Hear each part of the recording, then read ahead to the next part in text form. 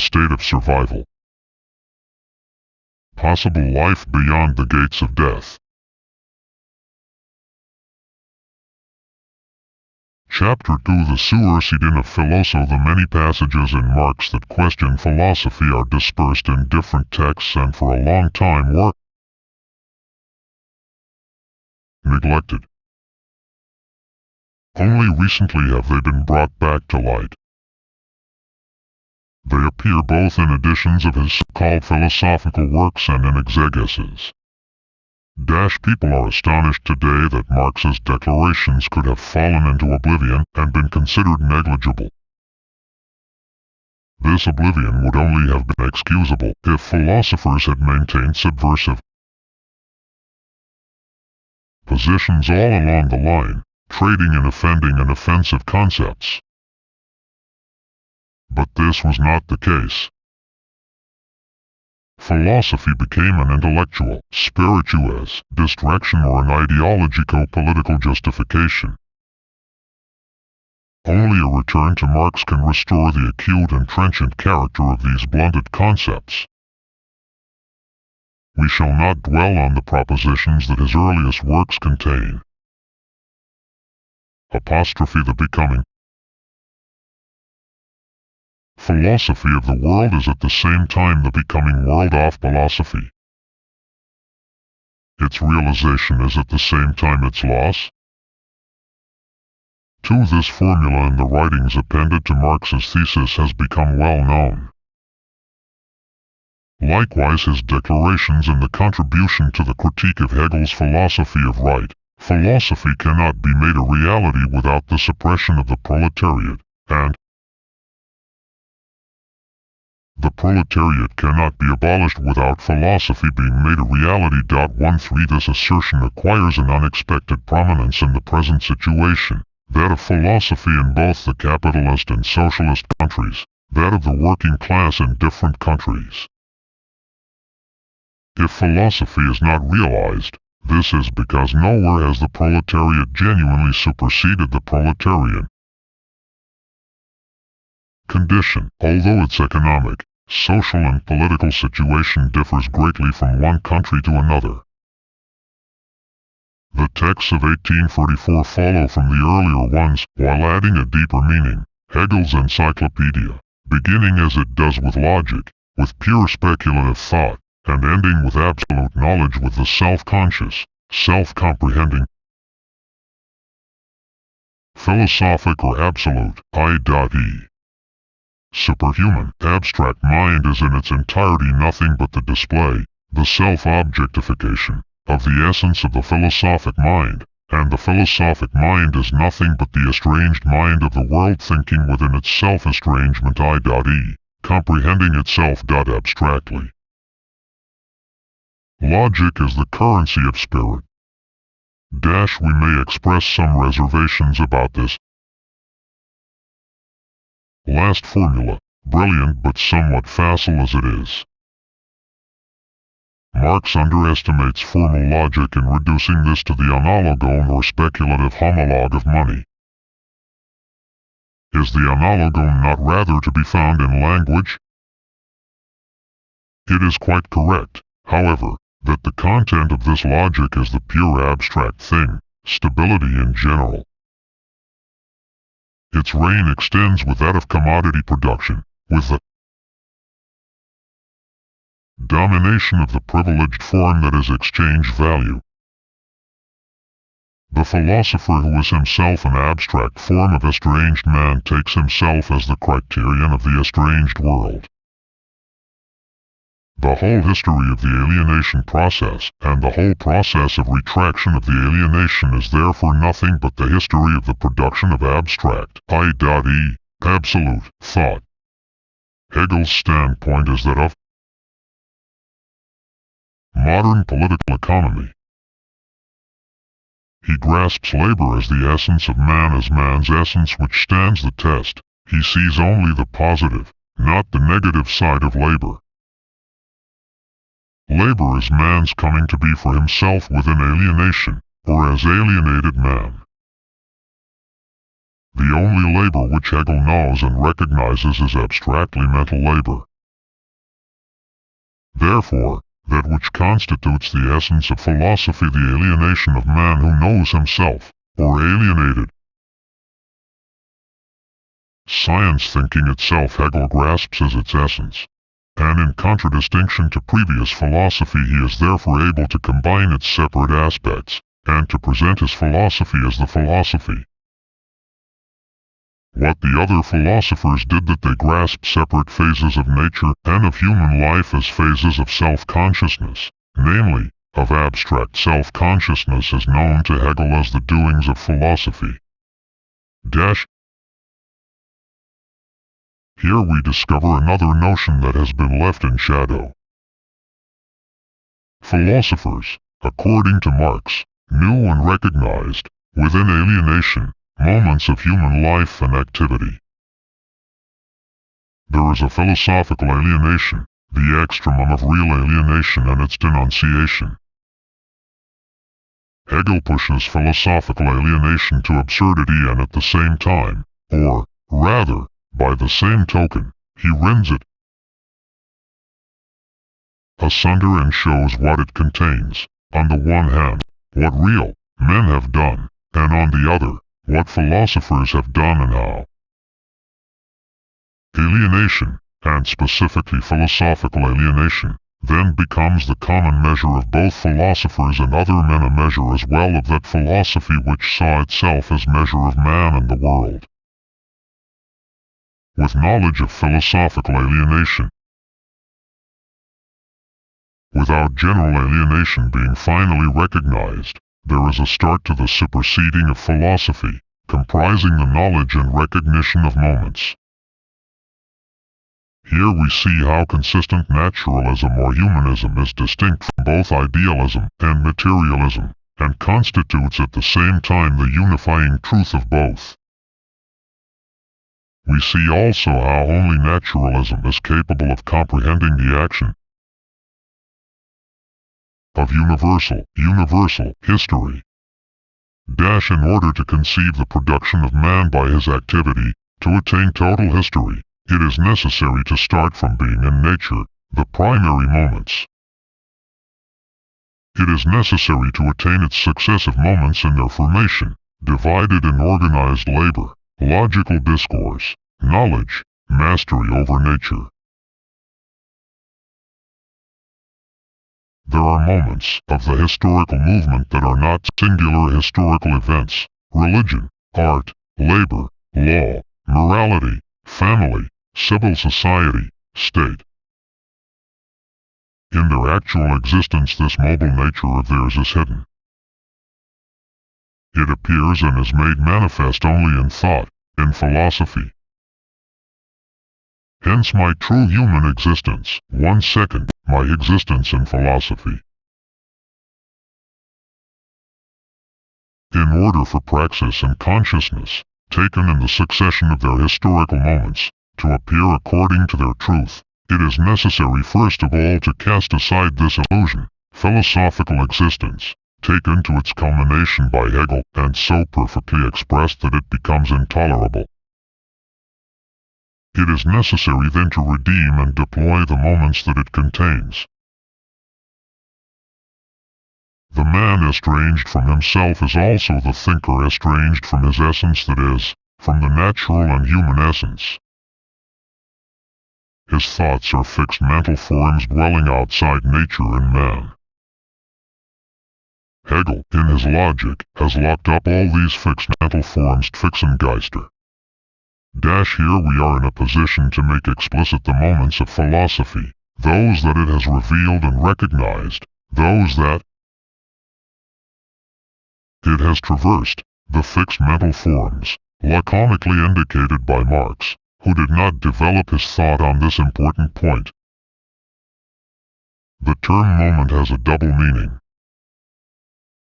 It denotes both periods, epochs, in time and elements in the content of representation. This double determination of the moment, in becoming and in actuality, will form the subject of our reflections. We shall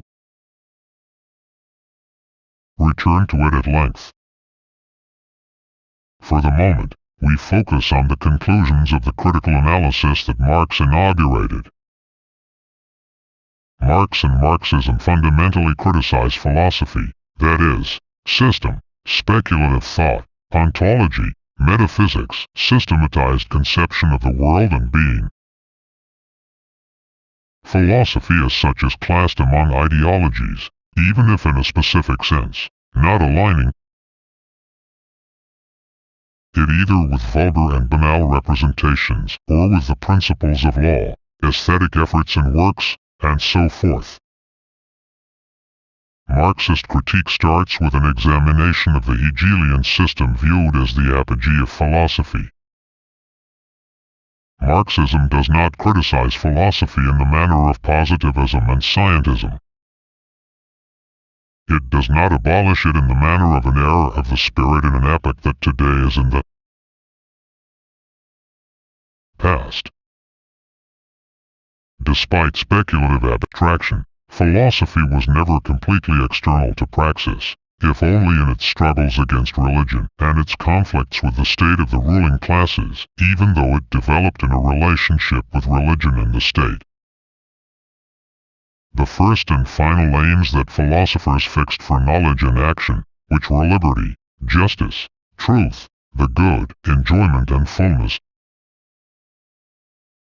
of human beings, the advent of true, authentic relations among men by the full and reciprocal recognition of their free consciousness, these aims are acceptable. They are the aims of revolutionary action. Neither philosophy nor philosophers can attain them by the forces of theory, of spirit. Only the action of the proletariat in the course of an effective, practical and theoretical critique of the existing society makes it possible to bring them to life and realize social truth. Philosophy and its history therefore have an importance that is hard to overestimate, even though they do not coincide, as Hegel thought, with the history of being and knowing. This does not make the critique of philosophy any less radical, that is, penetrating to the roots. The works of Marx's youth, which have too often been taken, and are still taken, as philosophical works, contain precisely this radical critique. Philosophy must be superseded.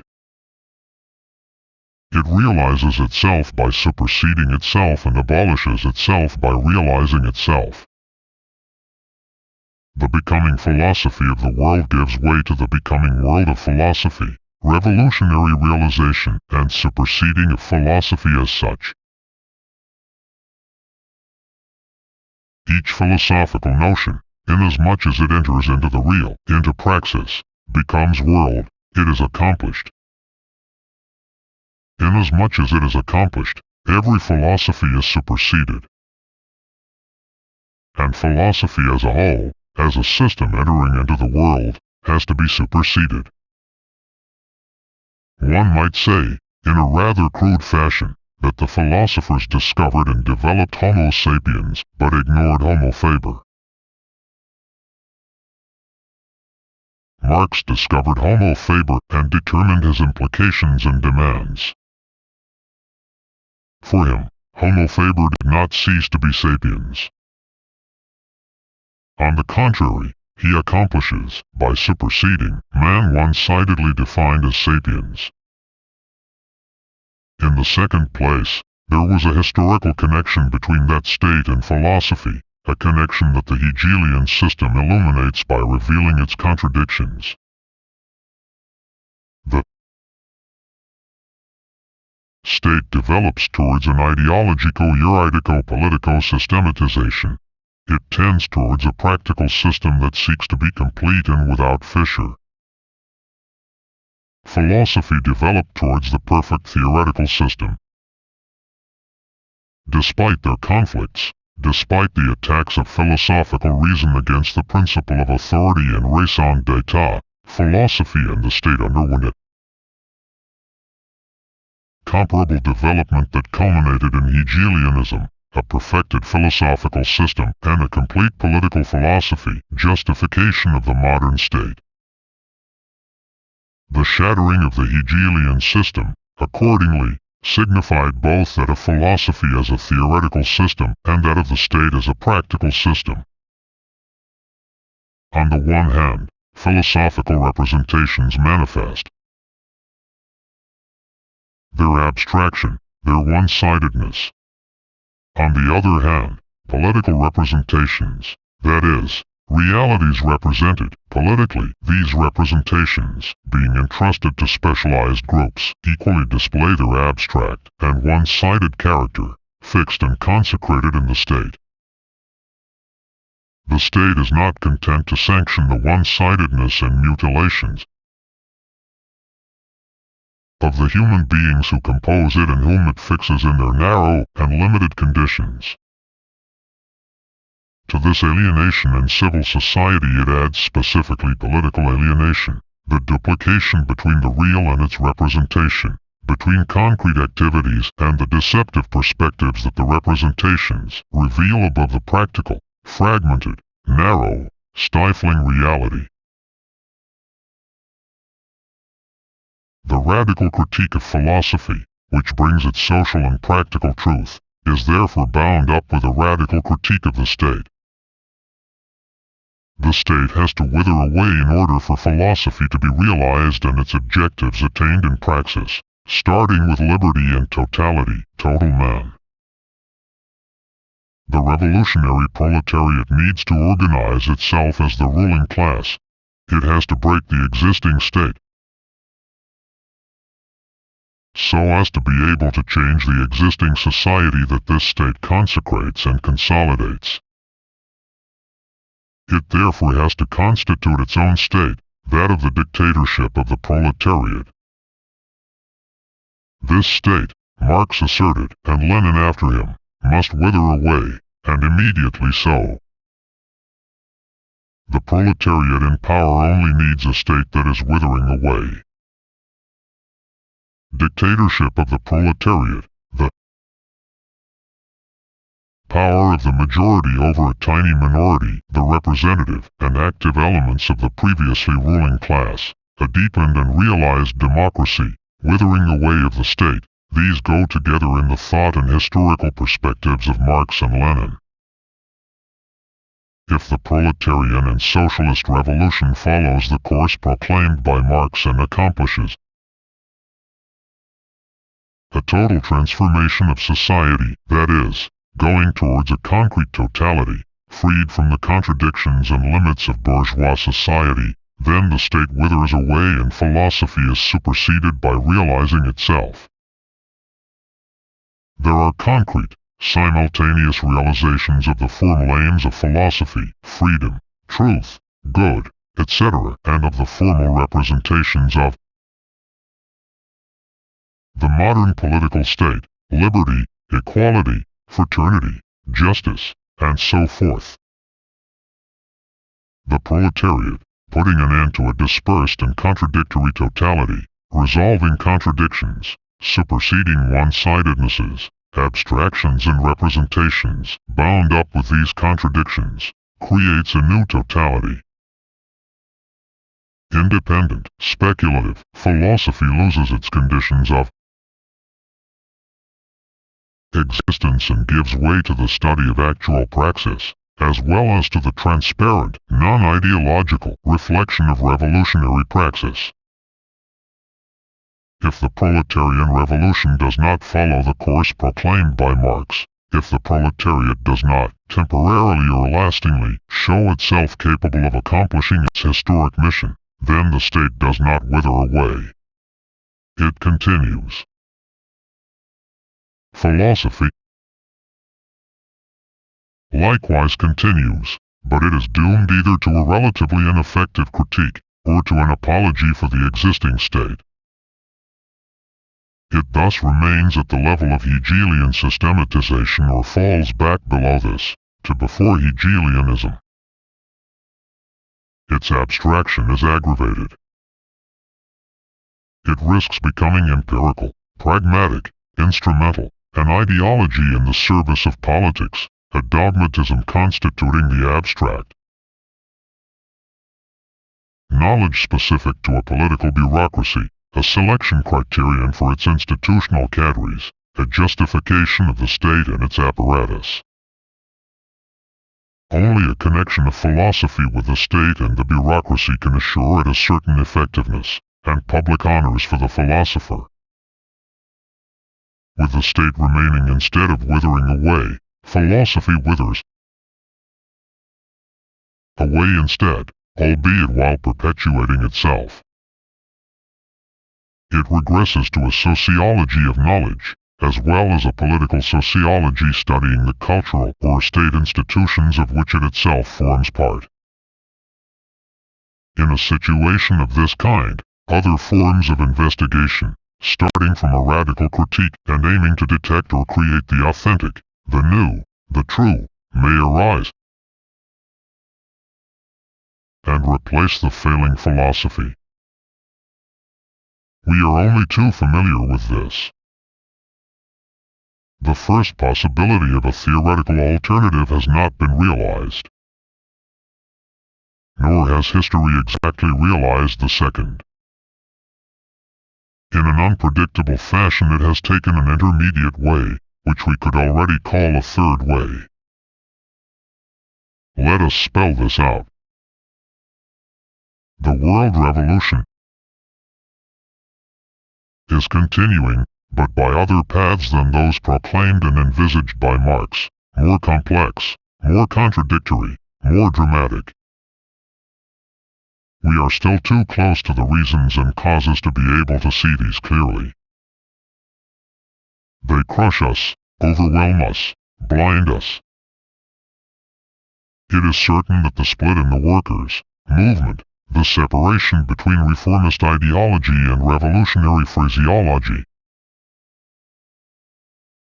the bureaucratization of political parties, are among these causes and reasons. For Marx, the revolution was to constitute a historic moment, a leap into freedom, the end of alienations. We know that this will take a long time. In general, the state has been consolidated on the world scale, except in Yugoslavia. New countries achieve national independence and economic growth only by the constitution of vigorous states. We do not at all intend to put on the same level in the same bag, so to speak, bourgeois and imperialist states, the socialist states that issued from revolutions, in countries where the principal problems were agrarian, those of accumulation and industrialization, etc., and have not withered away, and finally the recent states, more or less bound up with the national bourgeoisie. It is likewise not our intent to contest the changes brought on in the modern world, the economic and cultural growth of the socialist camp, and the Third World. That said, the state in general continues, which does not mean that it is eternal. Why should it consolidate itself to the point of escaping the future that gnaws away that which exists and leads it towards destruction at the heart of its apparent triumph?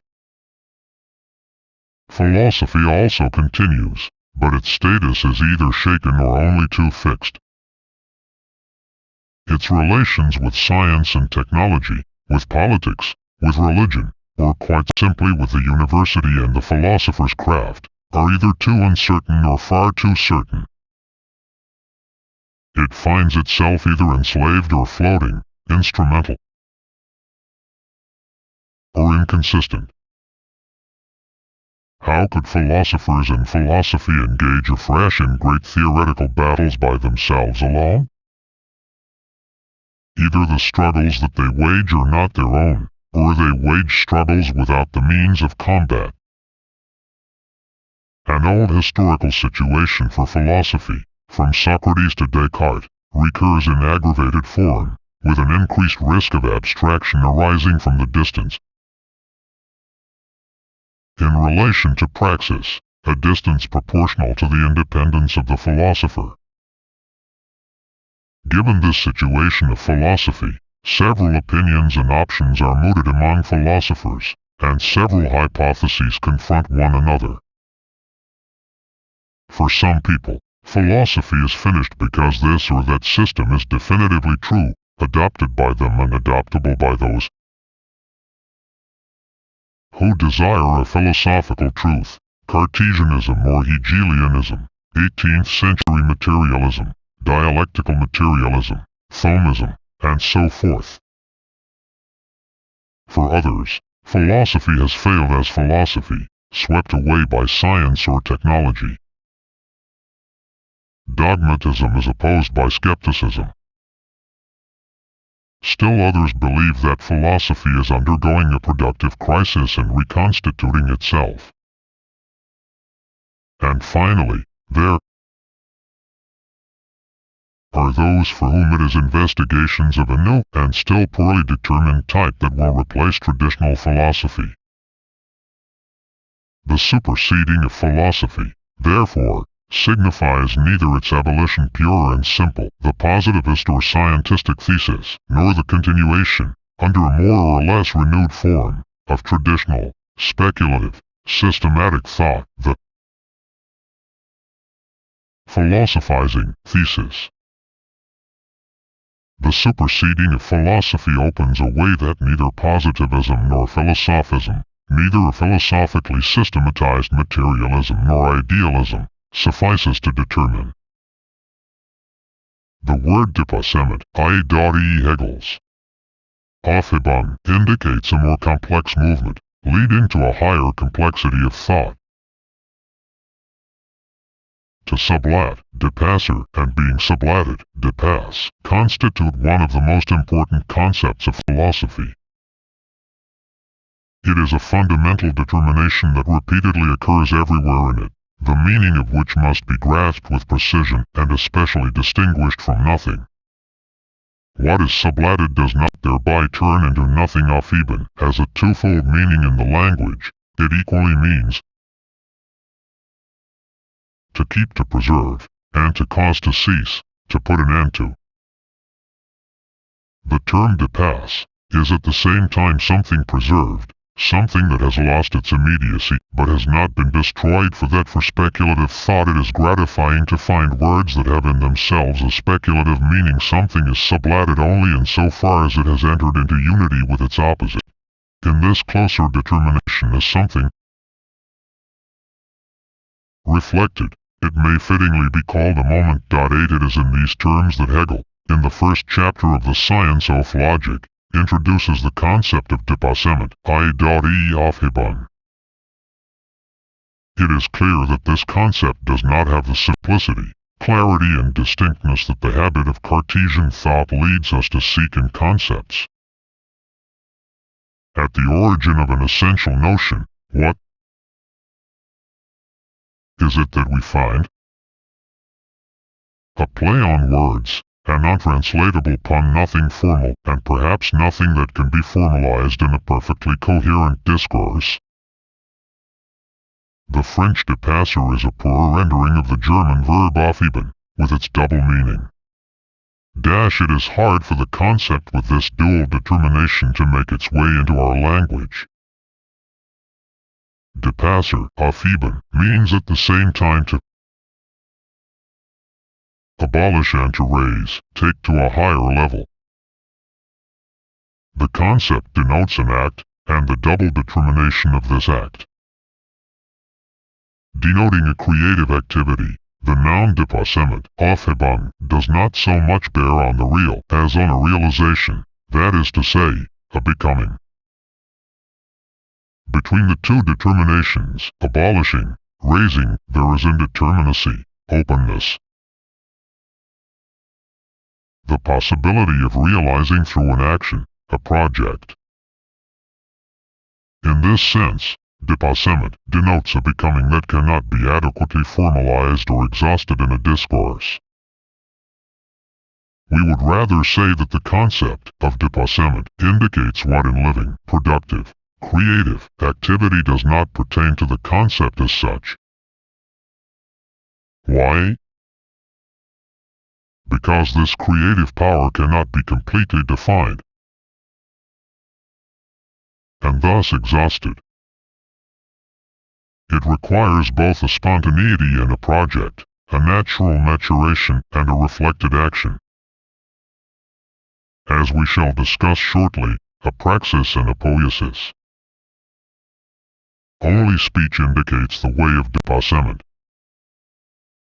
Coherent and formally rigorous discourse, the discourse pronounced by writing and for writing, is not enough. Dépassement involves a risk, a possibility of defeat at the same time as accomplishment, a promise, a wager if you like, common features of all creative action. In dépassement, and inasmuch as there is dépassement, discourse and logos, discursive intelligence, logical and analytical reason, are forced to catch up with becoming by analyzing it, describing it from different perspectives and points of view, formalizing it in every possible fashion. They never manage to do so completely. Becoming shows itself inexhaustible, despite being actual and present. In the face of operations of understanding and discourse, a residue always persists. For Hegel, the tree of knowledge, this tree with marvellous and maleficent fruit, which in the Christian tradition makes man both into man and into the rival of God, this tree of science, becomes man himself. Man is no longer the demon gardener or the divine farmer who maintains this fine tree among others.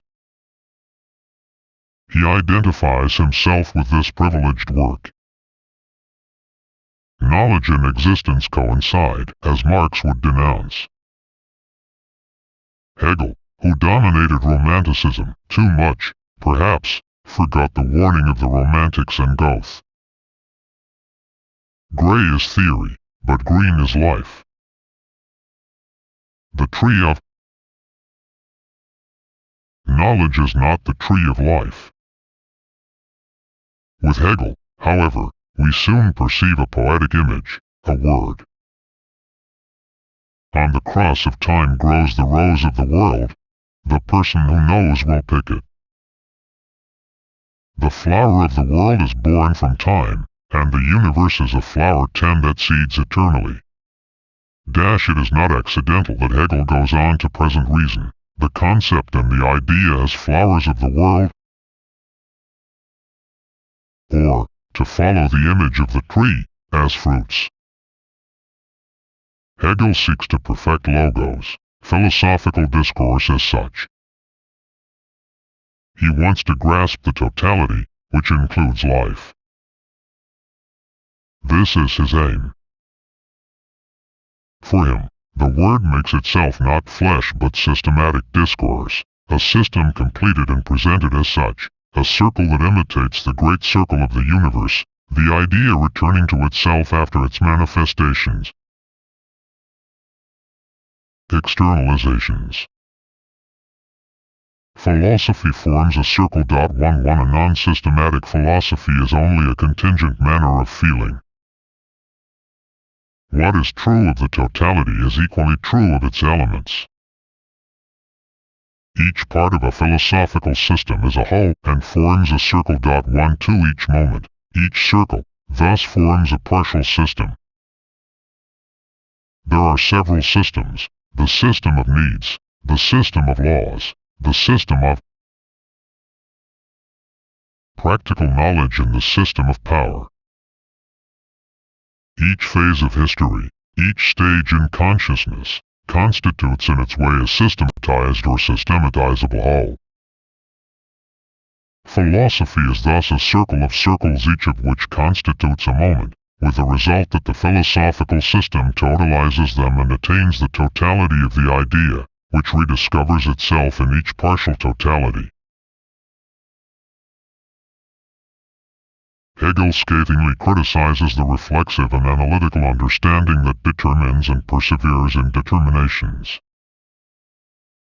He sees this at work in earlier philosophies. The reflection of the understanding seized hold of philosophy, What is meant by this saying? 1 second, an understanding that abstracts and therefore separates, that remains fixed in its separations.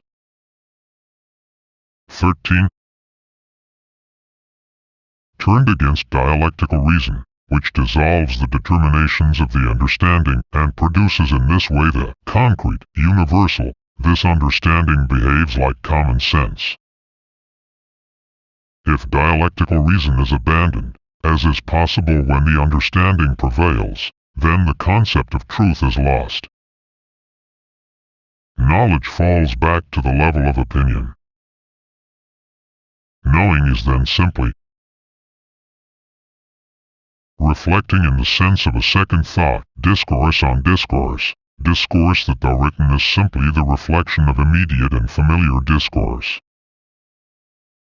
Hegel, therefore, limited the claims of the discursive understanding despite ceding it a very wide place. It is the understanding that posits distinct determinations, which subsequently it maintains in division and separation. It thus intervenes as a historical and theoretical moment. What is posited as different is an essential moment of the concrete, which in its becoming thus founds itself. Everything that is posited and determined has passed through the understanding. Philosophers previous to Hegel were correct to note the determinations carefully, those of consciousness, of knowledge. Their failing and mistake was to preserve these in their separation. By this operation, which keeps to the middling level of thought, between empirical and dialectical, determination changes into indeterminate generality, into abstract theory. The partial determinations are unduly raised up as such, that is to say, separately, to the rank of attributes or predicates of the absolute. This is the fundamental operation of traditional metaphysics.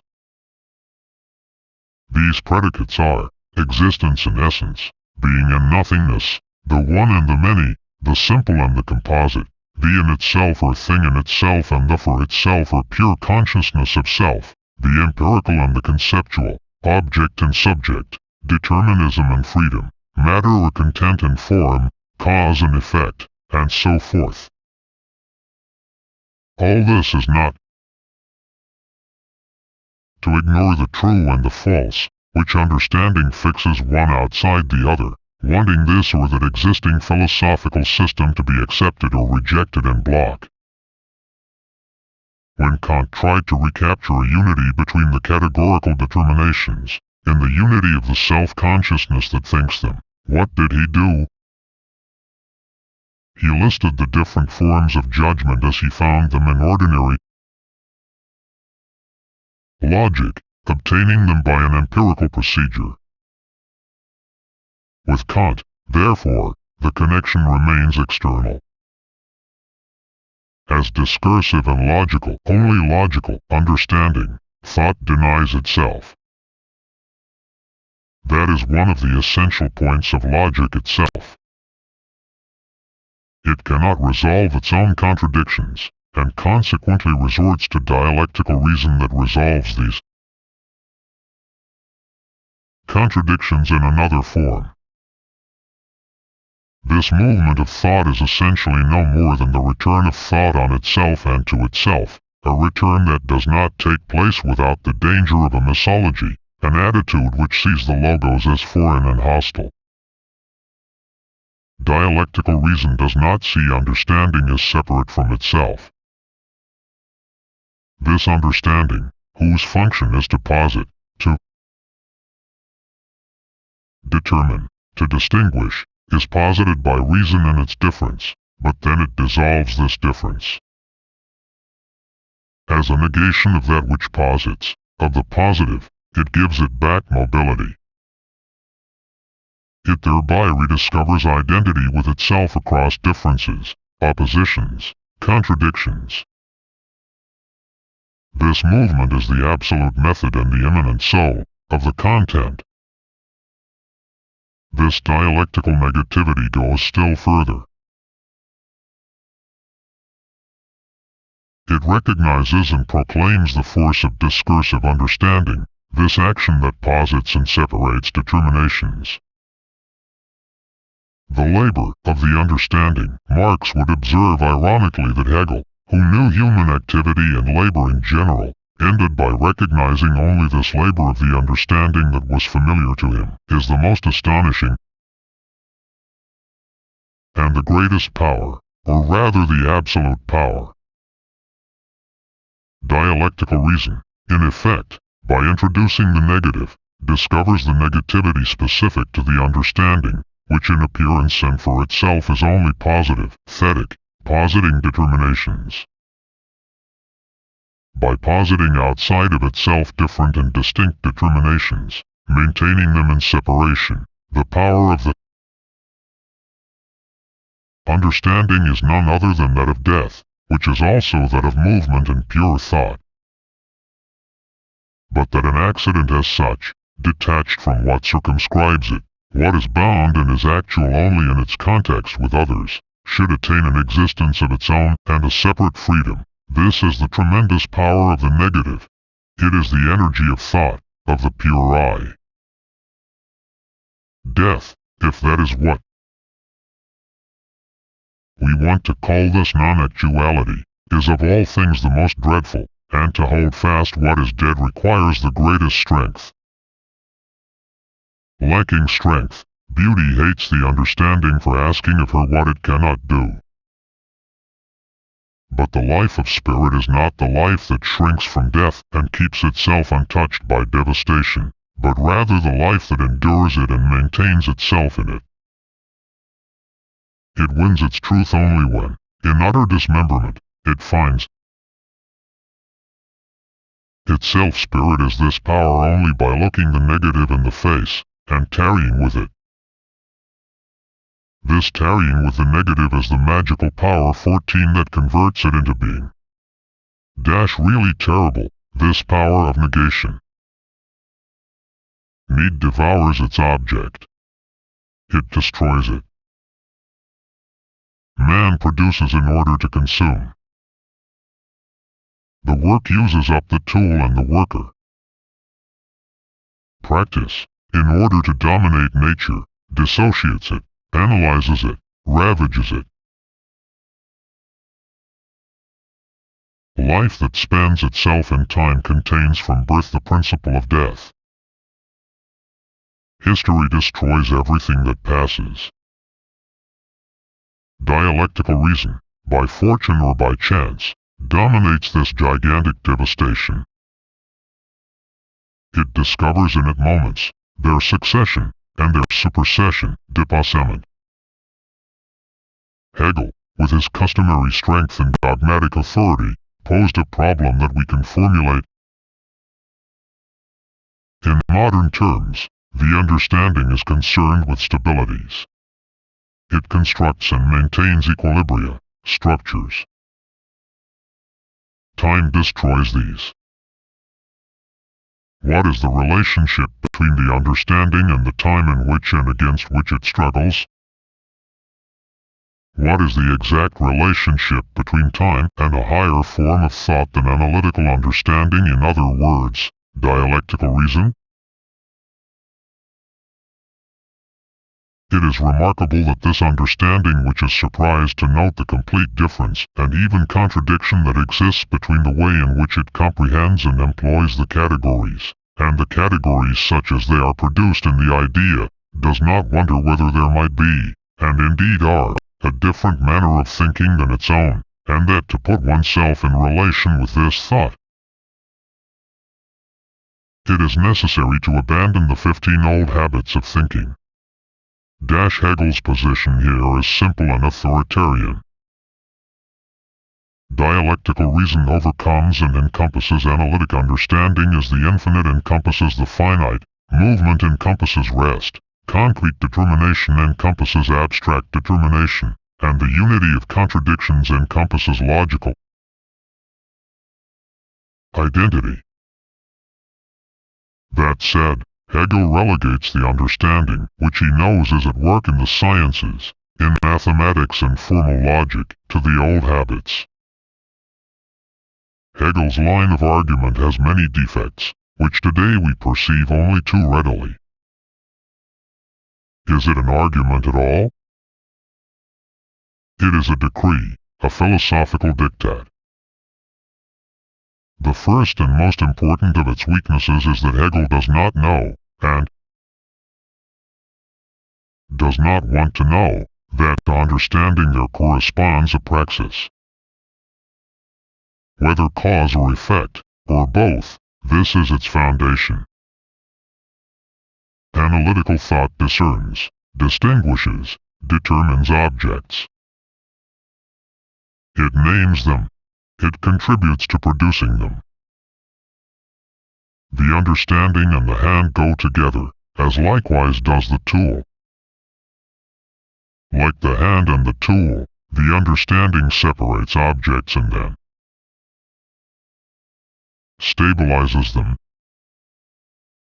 From the day that a man held in his fist a pebble removed from the becoming of nature and hammered into a tool, analytical understanding existed as a potential, with its characteristics of an active abstraction, defined determinations, and concepts fixed in language. Formal logic has a content, stabilities. It is easy for the philosopher to criticize the mathematical method, so as to substitute for it his own method, intuition or concept. Hegel was not immune to this, having in mind Spinoza and the Cartesian school, aiming also at mathematics itself as a rival of philosophy in the domination of knowledge. In mathematical knowledge, discovery is an activity extrinsic to the object. The mathematician, instead of starting with the triangle, breaks it up and then reattaches it to other figures, giving birth 16 this to construction. Construction imposes itself without necessity. The proof follows a path that aims at an external goal, which, according to Hegel, puts mathematical demonstration as true demonstration that is, leading to a truth in question. It is easy, therefore, for the philosopher to relegate a method that does not suit him to the old habits, and enjoin all thinking people to repudiate it. This philosophical diktat risks having no result in giving rise, by reaction, to philosophies of mathematical reasoning, of reflection on the procedures of mathematical thinking. If we look closely, by these reactive shocks the diktat casts discredit on the procedure of speculative philosophy, on its dogmatic decrees. Promulgating knowledge as absolute, it takes up a position external to the real process of knowledge, that of knowledge of the real. By proceeding in this way, philosophy as such, and not only philosophical idealism, makes itself into a parasitic excrescence on the tree of knowledge. It abdicates the right and capacity to define knowing. At the same time, it both absolutizes and dissolves it. Despite all the precautions that he took, or, more ironically, because of them, Hegel pressed Logos' analytical and discursive understanding to its limit. A strange situation, he led to its implacable end termed the notion and theory of positive understanding, analysis, discourse, chain of thetic assertions, while showing at the same time the mortal character of this positive understanding. The understanding that knows bears within it both death in general and its own death, as well as its condemnation as pure positivity. Now, according to Hegel himself, all philosophy is born from the understanding. Every metaphysic separates, extrapolates and takes to the absolute and isolated determination. Thus Hegel inaugurates the critique of philosophy. he proclaims its end and supersession by denouncing the essence of philosophical discourse. At the same time as he prepares the succession, Marx, he constructs the perfect system of understanding. True, Hegel never renounces orienting discourse according to the demands of a higher meditation, dialectical, temporal, poetic. However, if he sees the time of the world as that of a plant which produces flowers and fruits, he also sees it after the image of a cosmos whose hierarchical degrees are carefully preserved. Dialectical negativity, which recognizes itself already at work in the non-dialectical understanding, protects what the understanding has posited in its place and moment. The devastations of the negative only ravage the accidental and circumstantial. What is essential, essences, moments, is preserved in the total system, which comprises the totality perfect in its perfection. Marx would not allow this conservative side of Hegel's systematization and speculation to escape. His critique was directed against this above all. The system, like a puzzle of extraordinary scale, brings into play the elements and aspects of the universe according to a double structural schema, temporal, historical, and spatial, progression from matter to absolute spirit. It is a fine work of partition and activation that gives rise, or believes itself to give rise, to the perfect discourse, total, totalizing and coherent. Truth, for Hegel, is an automaton that moves itself and demonstrates itself, Marx. As latent and undeclared contradiction, ambiguity reigns in the Hegelian system. Philosophical discourse, logos, pursues its implacable trajectory. It follows a well-defined line, formally correct and well-traced. But speech constantly intervenes in the form of humor, a humor that is quite heavy of its kind. A celestial constellation has no greater importance than a skin complaint, irony, often deep, poetry, play on words, including the famous pun on aufheben, abolish, preserve, raise, overcome, supersede. The line constantly trembles and deviates, like the straight lines and curves drawn by a great artist, which are without beauty when imitated by ruler and compass. This is the charm of Hegelianism, only appreciated by those who have practiced it a great deal. Its images, the rose of the world, the owl of the twilight wisdom of philosophers, the tree that organically produces its branches and its fruits, these images orient its discourse in a kind of beyond of the discourse, superseding it. Between the unique word and creative image on the one hand, and the rambling speculative discourse to which Hegel succumbs, there are many intermediaries and mediations. The system, by its own admission, is born from a magical operation that transforms into absolute positivity, accomplished, finished and perfected, the uncertainty of becoming, and the terrible power of death that haunts becoming. It is not that becoming understands itself according to being, but rather that becoming metamorphoses into being, grasped, determinable and determinate, metaphysical. By this magic, becoming vanishes, and the historical evaporates. By the stroke of a speculative sorcerer's wand, the determinate is lost and fixed, each determination in its place, its degree. Man is born in pain and the seriousness of the negative. But the maieutic is pursued and completed in full certainty and positivity. The modern Socrates has nothing to fear. The system is the total man. After this, having been consumed, real men will have no more to do than contemplate and imitate, as disciples, the portrait of the total man by the master. And yet, the system never manages to close. Listen to Hegel, the circle that remains self-enclosed and, like substance, 17 holds its moments together. The moving eternal, however, is a process of completion and disappearance that itself never arrives or disappears. The true is thus the bacchanalian revel in which no member is not drunk. Yet because each member collapses as soon as he drops out, the revel is just as much transparent and simple 18 response.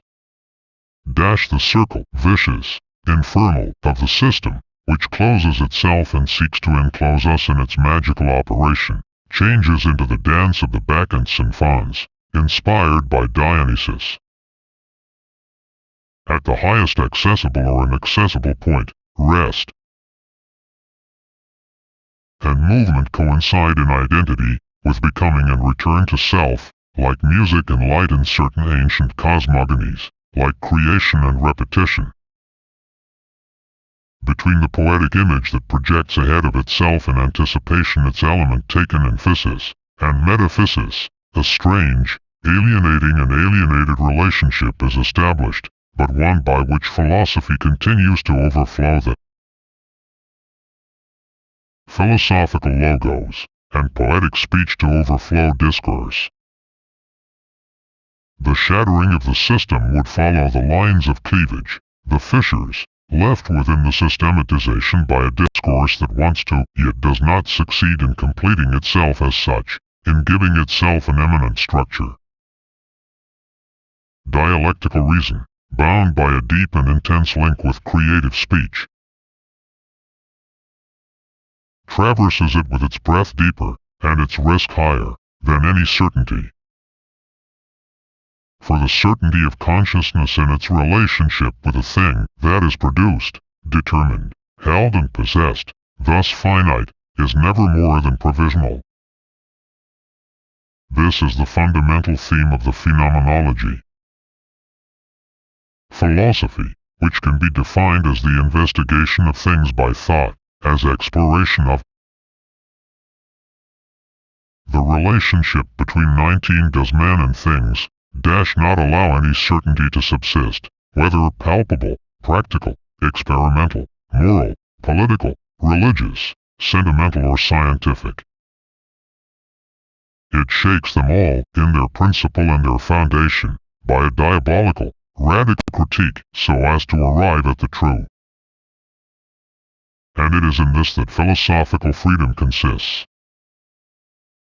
If it comes to a halt, if it immobilizes itself in a certainty attained and possessed, philosophy is untrue to itself. It destroys itself. It falls back into something else.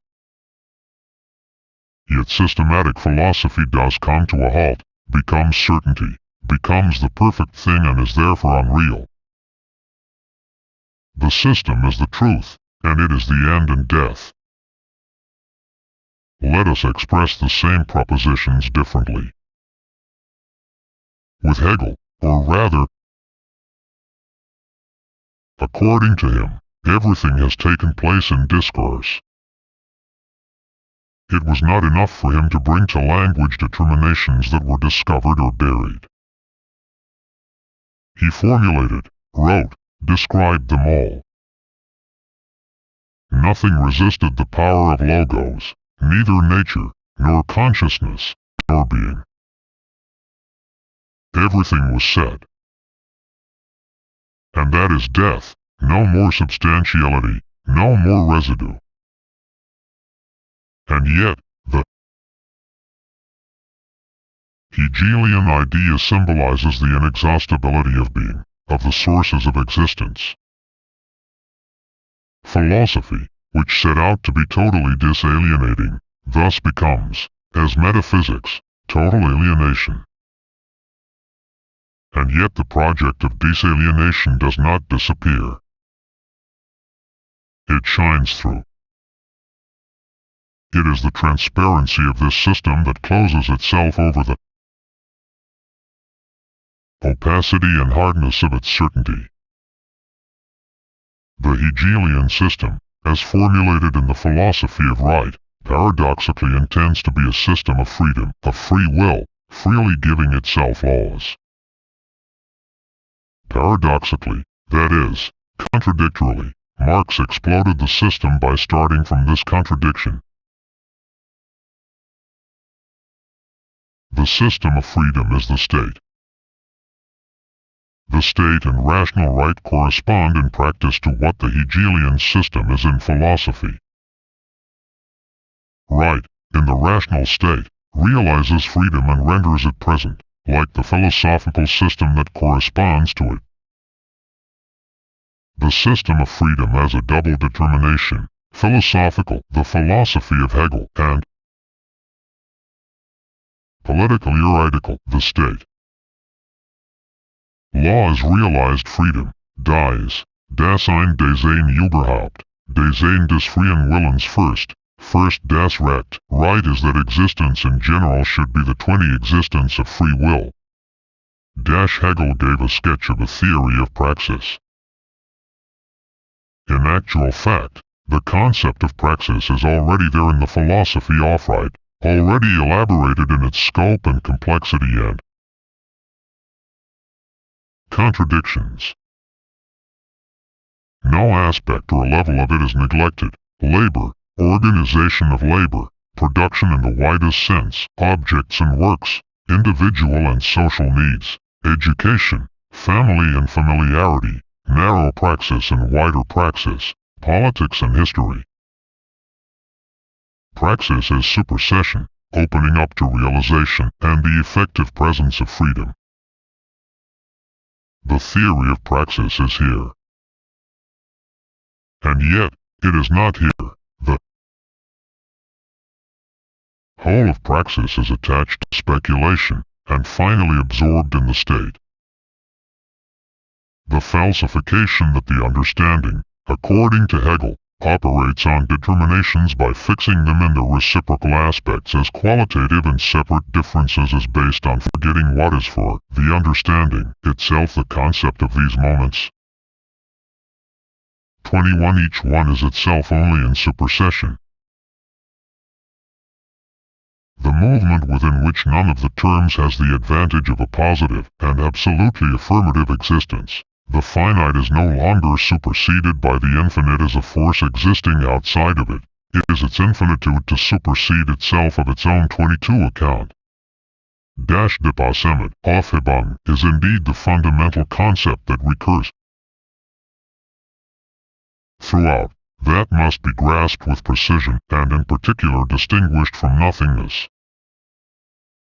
What happens to the declarations of the greater logic on the subject of the state and right, or apropos the system? Hegel gives the lie to them by an assertion that corresponds to the magical operation of the metaphysician, das Recht first etwas Heiliges. Right is wholly in the context of the canonized state. The task of philosophy is to construct the concept of right and of the state. 2.3 It was all in good conscience. Then, with an inconsistency Marx found repugnant, that Hegel developed his theory of the state, the finished synthesis of the system of needs in civil society, of property and morality, of particular interests and the general interest, in short, the God descended to earth that must be worshipped as such. Als Göttliches Verehren. The state sits on top of a conceptual pyramid built of successive triads, following the static schema of thesis, antithesis, synthesis. Above all the appearances of right and morality, above subjective and objective, the family and civil society, there is the state, a living 24 eternity. In the state, and in it alone, man, individual and social, attains total satisfaction. In it he becomes totality, total man, in the plenitude of his moments. His history, that is, history, His birth and his self-production lead up to and terminate in the rational state. Freedom, in and through the state, is accomplished for all members of this state, individual and groups, family particular estates. That is, trade guilds, communities, sites, classes, civil society as a whole. As supreme need of needs, the state organizes, crowns and perfects the system of needs. It encompasses and perfects all partial systems, including philosophy. It thus perfects ethics, since it is the actuality of the ethical idea and combines in its synthesis right and duty, demonstrating their previously concealed identity. The state, as reality, actuality of concrete freedom, institutes and consecrates the free and mutual recognition of needs, in free consciousnesses that express themselves in their activities, labors and works. The synthesis of the real and the rational, subjective and objective, is consummated in it.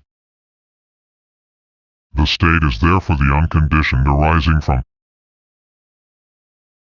the totality of conditions. Virtually, within the idea that it embodies, it pre-existed history. Invisible, it drew this towards it from the start. It hoisted man to its level. The state is the insurmountable, the inescapable. In a word, the unsupersadable, indepassable. Unlimited creative capacity, attributed to freedom, is exhausted in the state. Being and self-consciousness, combined in a reciprocal belonging by the idea, pass entirely into their manifestation. They fix themselves in it or exhaust themselves in it. No creative reserve exists in the power named freedom, liberty. Freedom of what? Of whom? The metaphysician does not say. Or rather he does say. The only freedom, both substantial and active, is that of the state that accomplishes its destiny.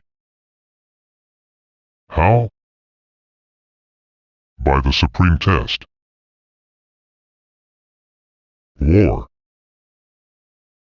The metaphysician takes freedom to the absolute and denies it by the same magical act. The freedom of the philosopher slips away. The disciples of the master, in a philosophy that has become public and servile service, will join the state bureaucracy by conviction. No relationship is abolished, neither that of master and slave, nor that of self-consciousness with the perfect thing. All are promoted to the higher degree, philosophico-political.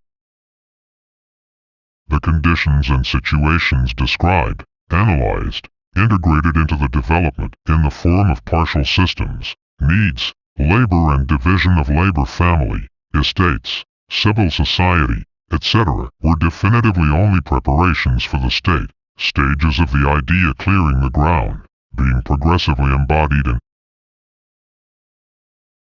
the legal and political constitutions of the state. The final pages of the phenomenology that declare the end of time and history thus acquire their meaning, a self-destruction. The prose of the world has killed poetry. The rose, for its part, is either plucked or perished. Time, the world, is terminated, thus dead.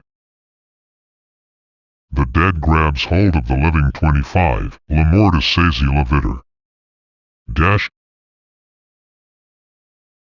Marx extracted from Hegelianism a kernel that was inseparably both rational and real, without the real and the rational being non-dialectically reconciled, that is, without conflict. First of all, he took from Hegel the concept of praxis, production in the broad sense, of man by himself, labor, works, overs. He rejected the husk of the system, ugly and rigid, that enveloped this germ of concrete thought, restoring it to its integrity. He refuted the inversion by which Hegel destroyed what he had won and killed his own conquest. Praxis ceased to appear as invoked and inspired by the state, by the idea, as the set of its conditions. The conditions are grasped as such, the earlier no longer being explained by the later. If Marx places the emphasis on homo faber, while Hegel pressed to the limit the image and concept of Homo sapiens, this is only one aspect of their differences. With Marx, time reappears, inexhaustible, and with it, unlimited creative capacity in praxis. The rose of the world is not yet born. And the world, time, will perhaps bear many unexpected flowers. Man, finally free, will pluck these living flowers, and in no way will the dried flower of philosophy or the false flowers presented by religion hide the world's chains. In other words, the creative power, present in praxis, is no longer fixed by a representation and completed in a synthesis. The notion of dépassement regains vitality and rigor. It is no longer frozen in the Hegelian synthesis. Becoming no longer falls into the abstract frame of thesis-antithesis-synthesis.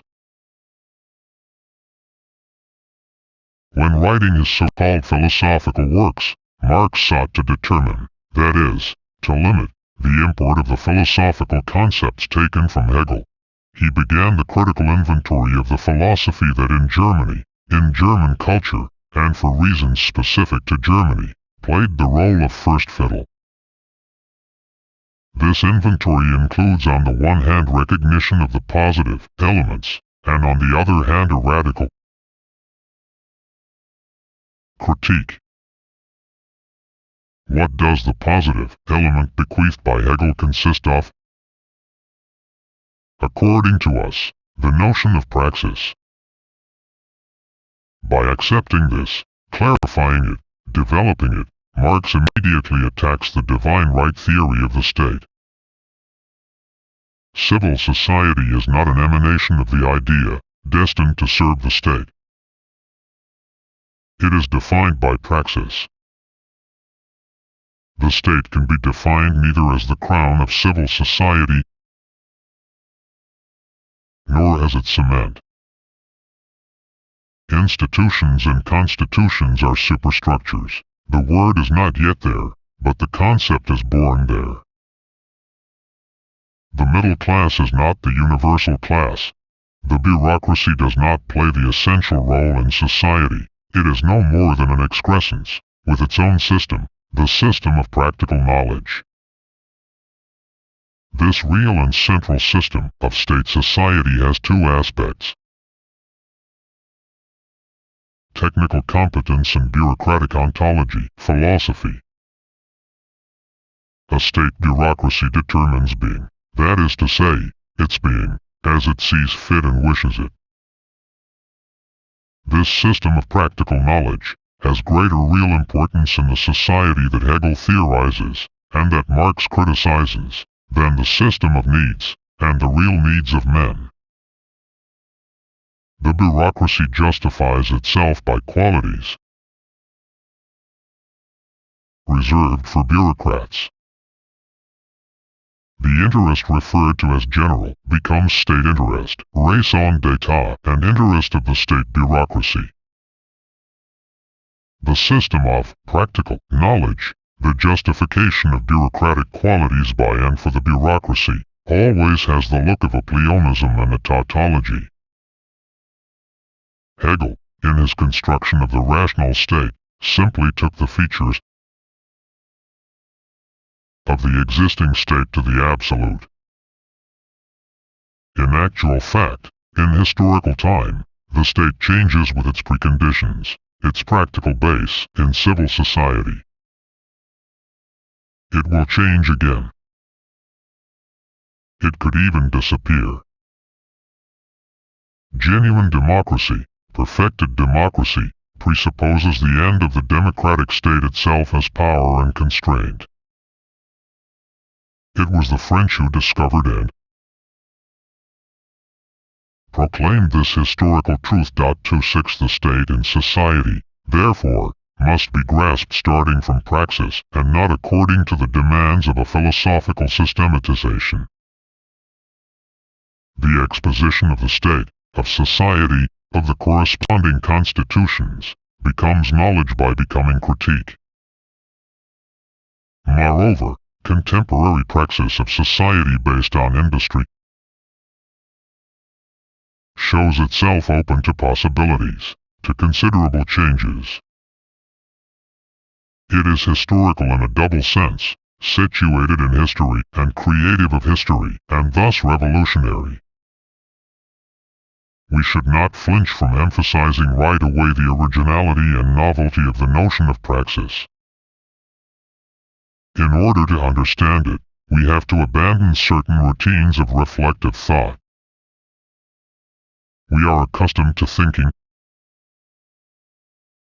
that the well-determined is closed and fixed, that what is open is poorly determined. Praxis, however, is both determined and open. It is inexhaustible without, for all that straying into indeterminacy. Analysis of praxis, whatever its method and aim, must not lose the guiding thread that Hegel passed on to Marx. Society does not exist without men, individuals, groups, classes. It is nothing without their products and their works. It is their work, institutions included. But the works and products of human beings escape them. They tend to acquire an autonomous reality, without ever completely managing to do so. Marx conceived with unmatched depth the relationship between man and his works. By the word conceived, I mean the fact of having brought to language and the concept relationships that until then had been real but indistinct in praxis, and having problematized what seemed clear and understood because of being familiar. By man, or human being, social man, I mean the man of praxis grasped as a whole, with his contradictions, in depth, with groups and classes. And by works, I include also, but not on a single level or plane, the material products of the hand, tool and machine, and the effects of action on human beings, both the results of social acts and those of individual activities, both institutions and culture, both art in general and the city or the nation. This means, in other words, poiesis as well as techne and praxis, both that which relates to determinism and fate and that which arises from chance or mischance, or is born from desire and from embryonic freedom. No human reality exists without works, but no works exist without productive human activity. Works are, nonetheless, the being other, of man. He maintains a double relationship with them, alterity, alienation. Marxist investigation, bearing on the relationships between man, social man, the man of praxis and works, cannot be said to be economic, psychological, sociological or philosophical. Following Hegel in a complete and concrete fashion, because of having started from praxis and returned to it, Marx showed the double determination of the relationship between man and his works. He realizes himself in these, and he loses himself in these.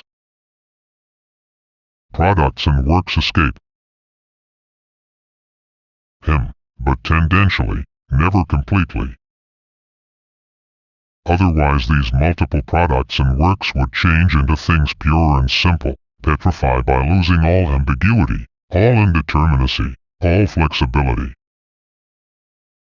Philosophy offers a privileged example of this double-sided relationship, realization in alterity, alienation in the abstract thing. Sometimes, to increase the complexity of the movement, what seemed a gain turns out to be a loss, and vice versa. On a historical scale, man realizes himself in certain favorable conditions, sometimes as an individual, sometimes as a group. He loses himself in certain conditions that capitalism exacerbates, by the sole fact that in this system the economic becomes determinant, and socio-economic fetishes, the commodity, the market, money, capital, tend to assume an autonomous and automatic operation, constitutive and self-regulating of society, up to a certain point. Under capitalism, consequently, the development of material productivity posits the foundations for a higher realization of the human. At the same time it bears the loss of the human that risks undermining its preconditions. The realization of the human is accompanied, unevenly but deeply, by an alienation. There is dialectical unity and essential conflict between these two aspects of historicity. The fundamental project, issuing from philosophy but superseding it by definition, would thus be formulated as follows: how to enable man to dominate his own works, to fully appropriate these works that are both nature in him and his own nature? Marx thus raised a lasting if not permanent question, which is in itself neither economic, sociological nor political, but encompasses all these determinations and levels. The economic, the sociological, the political as such, as fragmented realities or fragments of reality, each make up a part of the works of social man in praxis. Investigation bears on a totality, broken, fragmentary, contradictory. Besides, it is neither external to the real, nor located above or below what the philosophical method contributes. It bears on the real. The fundamental question and the corresponding realities are reconsidered according to propositions, possibilities or impossibilities, that are always new. The double determination of the relationship leads to a double critique, that of man and men, individuals and groups, by works, and that of works by the human and by men.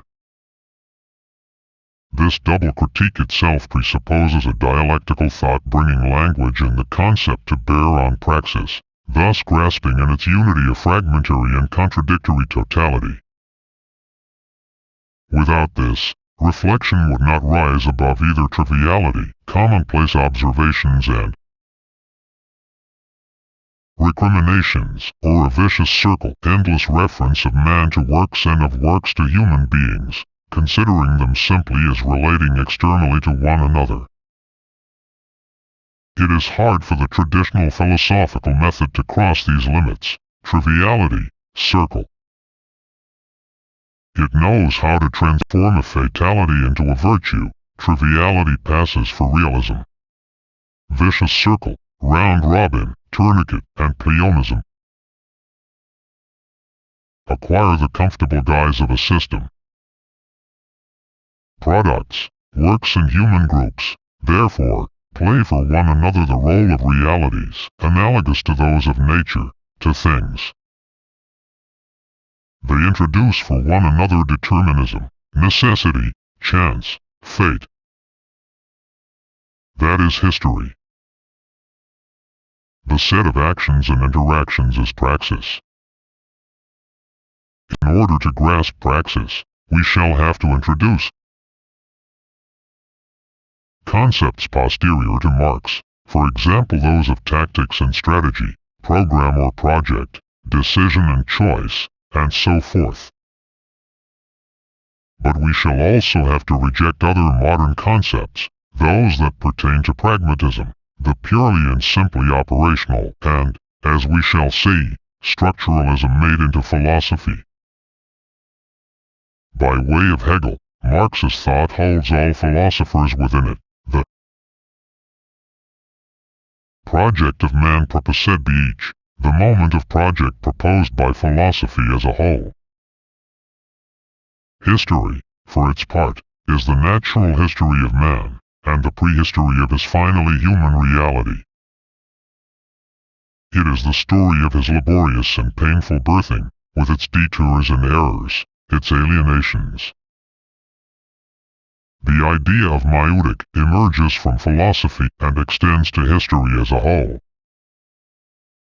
It acquires a new meaning, as a function of the power of man over nature. History itself is a real part of natural history, of nature 27 developing into man. But the animal only produces itself, while man, 28, reproduces all nature. We shall emphasize at many points the problematic, and not just categorical, nature of these propositions, the inexplicit character of the notion of nature that they encompass. The critique of the philosophical system and the state, intimately connected, shows that abstract spiritualism is simply abstract materialism, and that abstract materialism, philosophical materialism, different from the rehabilitation of the sensible, of the senses and physical nature, is simply the abstract spiritualism of matter. Are not philosophical spiritualism and materialism, each as abstract as one another, the frameworks and categories of bureaucratic reflection? The Marxist superseding of philosophy and of the state, religion, bourgeois right, etc., raises a number of questions. First of all, what exactly did Marx mean by the superseding of philosophy? How can philosophy be superseded in the name of concepts that are incontestably philosophical in origin, and bear the mark of philosophy, that of alienation, even that of praxis?